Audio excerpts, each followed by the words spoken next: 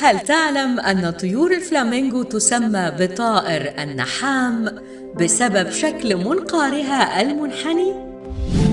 يمكن أن يعيش طائر الفلامينغو إلى 30 عام بالبرية. طيور الفلامينغو هي طيور اجتماعية للغاية وتعيش في قطعان كبيرة. يمكن أن تطير طيور الفلامينغو لمسافات طويلة، وبعضها يهاجر لمسافات تصل إلى 5000 ميل. طيور الفلامينغو لها ريش وردي بسبب صبغة البيتا كاروتين التي يحصلون عليها من طعامهم. طيور الفلامينغو هي رمز للحب والجمال في العديد من الثقافات.